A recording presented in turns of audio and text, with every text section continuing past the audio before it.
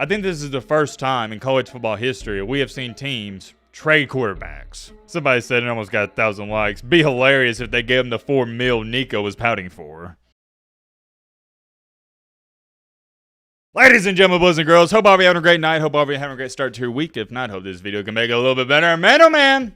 Don't say your boy Matt didn't warn you. A couple hours ago, we made a video, and that video was titled, Developing Story. It's looking like Tennessee may have found the new quarterback, and well, here we are. Fast forward time a couple hours later. It's official. The breaking news has just came out that Tennessee has their new quarterback. I thought this was going to happen, hence why I made the video a couple hours ago. By the way, shout out to my sources. Greatly appreciate y'all. It is official. UCLA transfer quarterback Joey Agalar, he's going to Tennessee. Clap it up to Bobby Heupel, everybody.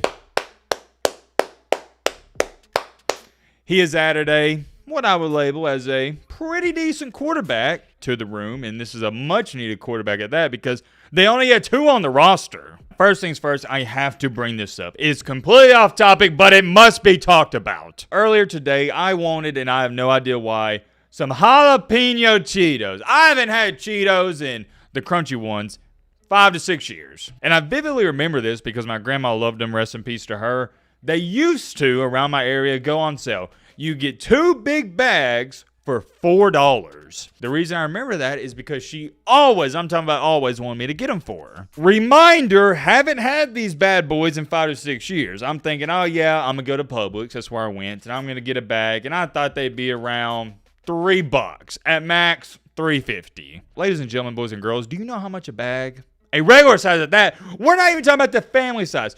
Do you know how much a bag of Cheetos is? Or was when I bought it? I'm going to zoom in on this. $5.89 with tax. It was over 6 doubloons. What? It is so ridiculous. The first thing I thought about is I got those in a video. I can't believe that. And I don't need a lot of chips anymore. But to go on top of that, just any bag of chips nowadays, I was looking at them. It actually shocked me. I was baffled. I looked at those chips in Publix, no lie, all of them, for like 15 minutes. If you were to walk past me, you probably thought I was crazy or something. I was in awe. Even a bag of Lay's chips nowadays, $6. What are we doing? It was so absurd to me, I almost didn't get them. Not gonna hold y'all, I did get them, and they were pretty good. As good as I remember growing up. But I can't get over that. $6 for a bag of Cheetos. That is unbelievable to me. Unfreaking believable. Getting that out the way, though, let's talk about what we really need to talk about. Sorry for the Cheeto rant. Mr. Joey Agalar, he's now a volunteer. I showed you his stats earlier. I'll pop them up on the screen again. In 2023, completed 64% of his passes. Had a great year, if you got to ask me. 3,800 passing yards, 33 tutties to only 10 interceptions. In 2024, he did regress, or why did I say regress? It's regress. Matt, say it right. My apologies. Completion percentage went all the way down to 56%. Not good. Only 3,000 passing yards, 23 touchdowns to 14 interceptions.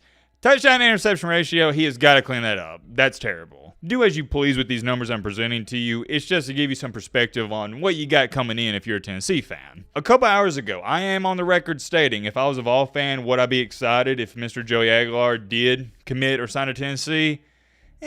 Not really. That's what I said, word for word. However, now that it's official, my mood has changed on this because I feel like it's a big sigh of relief for Tennessee. Now you have some breathing room. You have some room for error. Here's what I'm talking about. With the 2 freshman quarterbacks, not a lot of room for error.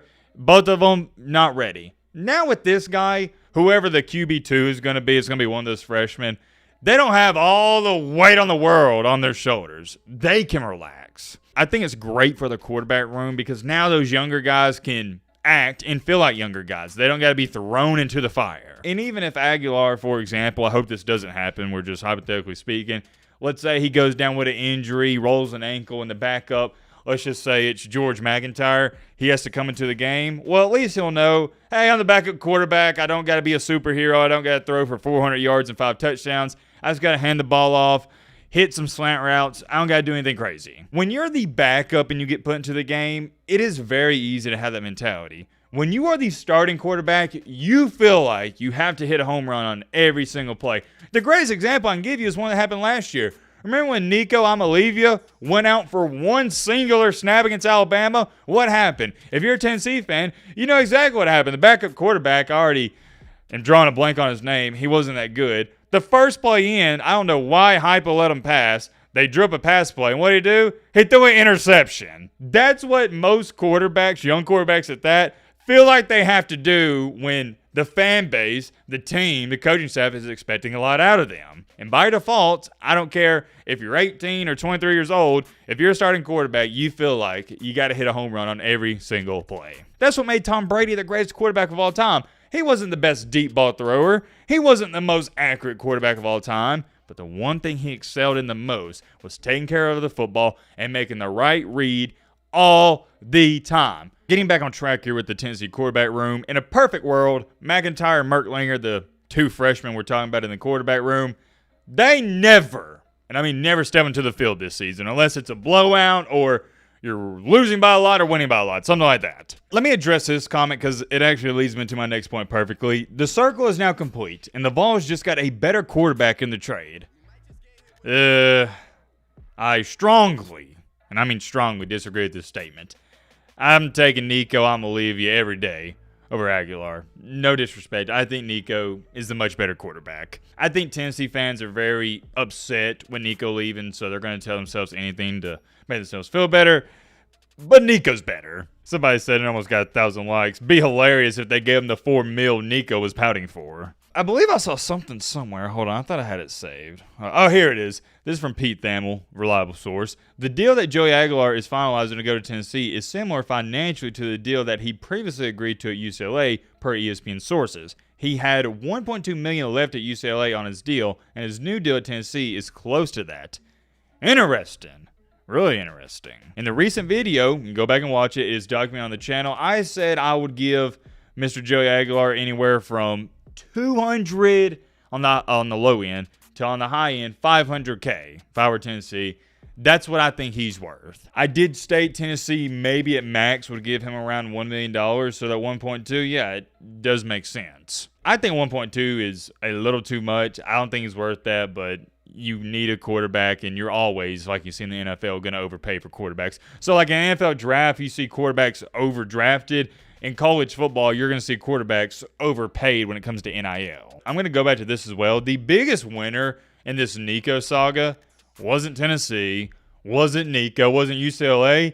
It was somehow, some way, a guy that most people before this video have never even heard of, Joey Agalar. That is the biggest winner in the Nico saga. I can't believe it, but it's true. Think about it. UCLA, here's a fun fact for you. They already paid him $200,000, and he hasn't played a snap for them. To go on top of that, he's getting $1.2 million at Tennessee, but the best thing about all of it is, yeah, the money's nice and all, but you're on a much better team. You're going to be playing behind a much better offensive line, and you're going to have better running back play and better weapons everywhere. You're also going to be playing for one of the best fan bases out of all nation and all of college football. UCLA, I'm not going to say they're the worst fan base, but it ain't that great. So big ups to Agalar. I'm glad he made out good on this situation that really wasn't his fault and he had nothing to do with it. And here's the kicker. So Nico's getting $1.5 million at UCLA and Aguilar's getting $1.2 million at Tennessee. Some people out here would say, oh, well, Nico's making more money. I'm not going to break it down entirely, but Agalar actually might make more money due to there's no state income tax in Tennessee. With Nico going to California, you're not going to pay that. And also, cost of living in Tennessee is lower than where Nico's going to be at. Outside of the money situation, what does this mean for Tennessee moving forward? For starters, you got QB1. This will not be a quarterback race. Joey Agalar, he's your guy. Do I think he can lead Tennessee to a college football playoff? Way too early to be talking about that. Yeah, he was all right at App State, but that was App State. It's much different when you're playing in the SEC. I can see a case and scenario where he gets to Tennessee, balls out, and potentially is better than Nico, but I can also see a case and scenario where he gets to Tennessee, the lights are too bright, and he lays an egg. It could happen. I hope it doesn't happen for his sake. Wish him best of luck, but you got to bring those things up when you talk about it. I know it's 4 to 5 months away, but I'm already looking forward to Tennessee's first game and UCLA's first game so we can compare how Aguilar's doing versus Nico. I think this is the first time in college football history we have seen teams trade quarterbacks. That is the beauty of NIL and transfer portal. We get to talk about stuff we've never talked about before in college football history, so I do appreciate that. Many more things I could say. Want it off here. Let me know your thoughts down below. But